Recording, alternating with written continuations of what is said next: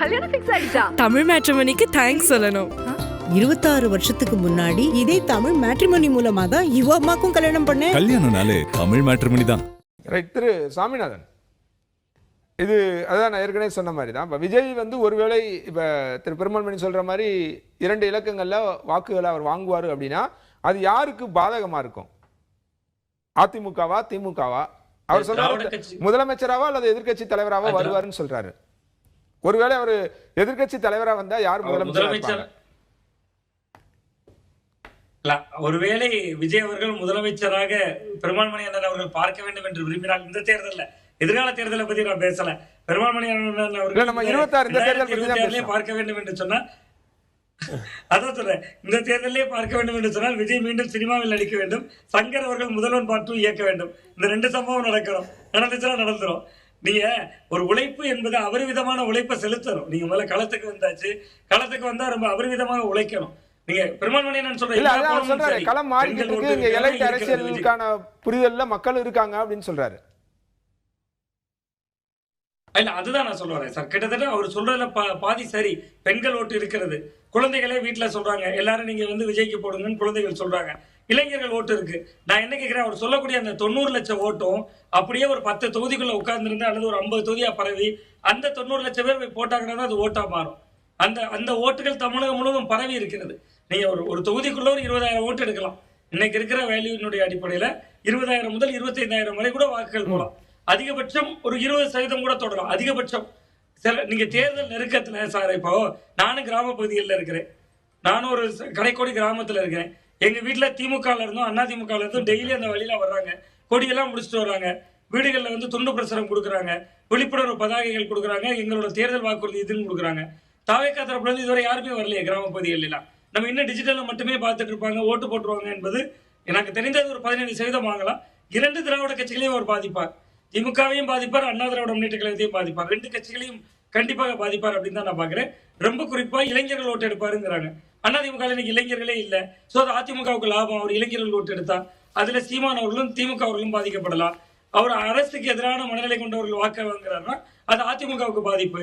அவர் மோடிக்கு எதிரான மனநிலை கொண்டவர்களுடைய ஓட்டையும் வாங்க முடியும்னா திமுகவுக்கு பாதிப்பு. சோ அவர் ஒரு புதிய வாக்குத்திறல் எல்லா தரப்பையும் சேதப்படுத்துவார். எல்லாருக்கும் பாதிப்பு விஜயால. தேர்தல் முடிஞ்சதுக்கு அப்புறம் பெரிய பாதிப்பு விஜய் அவர்களுக்கு தான் அப்படிங்கறத விஜய்க்கும் தெரியும். இல்லை, எனக்கு ஒரு அடிப்படையான கேள்வி, மேபி ஹைப்போதெட்டிக்கலாக கூட இருக்கலாம். விஜயை பயன்படுத்தி அல்லது விஜய் வந்து வெறும் சென்னை சார்ந்த இடங்களில் மட்டும் கேம்பெயின் பண்ணி அங்கே வந்து அதிமுகவுக்கு வெற்றியை கொடுக்கறதுக்கான முயற்சியில் ஈடுபடுறதுக்கான வாய்ப்பு இருக்கா? இல்லை அப்படியான அப்படி தாவேக்கா வந்து கிட்டத்தட்ட விஜய் அவர்கள் வந்து திரைத்துறையில் உச்சத்தில் இருந்தவர். அவர் வந்து ஒரு கிட்டத்தட்ட ஒரு 30-35 தொகுதிகளுக்காக அவர் களத்துக்கு வந்திருப்பார் என்பதுல பெரிய உடன்பாடு இல்லை. பட் அவர் களத்துக்கு வந்து சென்னை போன்ற பகுதிகளில் வாக்குகளை பிரிச்சாருன்னா 2மே இடதுசாரித்துவம் தானே. நீங்க தாவேக்கா இன்னைக்கு முன்வைக்கக்கூடியதும் இடதுசாரி அரசியல் தான். அவங்க பெரியாரை கொள்கை தலைவராக அறிவித்திருக்கிறாங்க.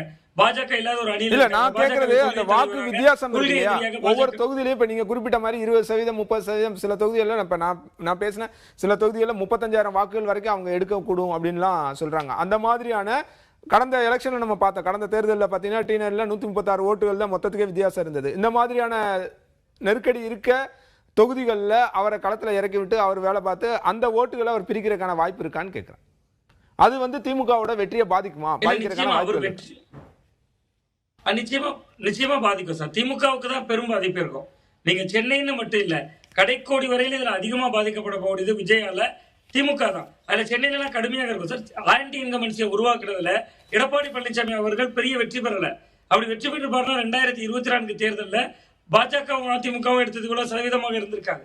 அப்படி இன்னைக்கு அரசுக்கு எதிரான ஒரு மனநிலையை உருவாக்குனது, திமுக மீதான ஏதோ ஒரு வகையில மக்கள்கிட்ட ஒரு கோபத்தை உருவாக்குனது, இதெல்லாம் விஜய் செய்திருக்கிறார்ல. ஸோ அது களத்துல ஒவ்வொரு தொகுதியிலையும் 30,000மோ 20,000மோ திமுகவுக்கு எதிரான ஓட்டு தான் அது. ஆனா அந்த இடத்துல திமுகவுக்கு எதிரான ஓட்டு அதிமுக ஓட்டு மட்டும் இல்ல, அவர் திமுகக்குள்ள இருந்தே கொஞ்சம் ஓட்டை கொண்டு வர்றாருல. சிறுபான்மையினர் ஓட்டா இருக்கலாம், இளைஞர்கள் ஓட்டா இருக்கலாம். சார் ரொம்ப சுருக்கமா சொன்னா 10 லட்சம் லேப்டாப் கொடுத்துருக்காங்க சார். அந்த 10 லட்சம் லேப்டாப் வாங்கின பிள்ளைங்கள்ல ஒரு 50,000 பேர் சென்னையில இருப்பாங்க. அவங்க அப்ப லேப்டாப் நமக்கு கிடைச்சிருக்கு, போய் திராவிட முன்னேற்ற கழகத்துக்கு ஓட்டு போடணும்னு இருப்பாங்க. விஜய் வந்துட்டாரு, விஜயை பார்த்தோன்னா ஒரு சந்தோஷத்துல விஜய்க்கு போய் போடுவாங்க. அதிமுக தான் லாபம். அப்ப இந்த மாதிரியான சில கணக்குகள் இதற்குள்ள இருக்கு. நிச்சயமா விஜயனுடைய சென்னையில வீரியமாக பிரச்சாரம் செய்தால் அது திமுகவுக்கு தான் ஆபத்து. தமிழ் மேட்ரிமோனிக்கு தேங்க்ஸ் சொல்லணும். 26 வருஷத்துக்கு முன்னாடி இதே தமிழ் மேட்ரிமோனி மூலமா தான் இவ அம்மாக்கும் கல்யாணம் பண்ணேன். கல்யாணம்னாலே தமிழ் மேட்ரிமோனி தான்.